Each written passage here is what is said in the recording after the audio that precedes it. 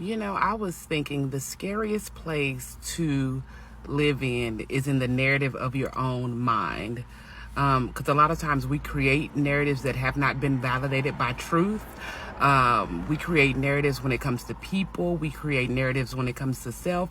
We create narratives when it comes to God, and those things have not been validated. We can get lost in the recesses of our minds, and we can create stories, and we can create narratives, and we'll find ourselves in this rabbit hole of emotions and thoughts and feelings, and they think this about me, they don't think that about me. All those different dynamics, because we haven't stopped and just asked the questions, because we haven't stopped and just went to God and asked what's going on. We haven't just went to the other person and says, this is what I perceive. Is this truth or is it not truth? We have to be careful, because we can get wrapped up in ourselves. And that's the level of even selfishness when we don't invite people into these narratives. We don't figure it out. It could cause oppression. It could cause depression. It could cause low self-esteem. It could cause anguish. It can cause anger. It can cause resentment and bitterness, all because we don't take the time to validate if it's true or not.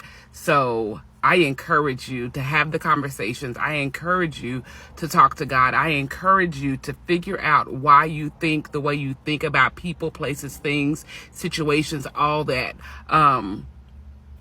There's a saying, I think Joyce Myers even wrote the book, the battlefield of the mind, and that the mind is the devil's playground. Like, if you can't control your emotions, you can't control your thoughts or your feelings. And listen, a lot of times our emotions and our feelings are very, very valid, because they are indicators. They are indicators, but they're not always true. There's something that lies beneath that, and that's what we have to uncover and we have to figure out. So I encourage you to get out the recesses of your mind, stop creating narratives, and just ask the right questions.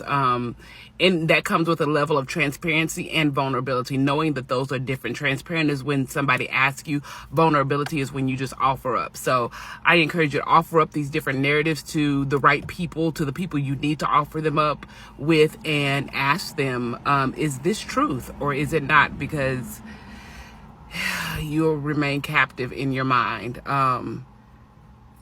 And we create narratives that just aren't true. I've been there. I've done that. And the other person or situation will be like, no, that wasn't even the case. I wasn't thinking about you, or that wasn't even on my mind. But because we've created a narrative, we kept ourselves hostage, and we don't know what we're keeping or what blessing we're keeping ourselves from, because we don't validate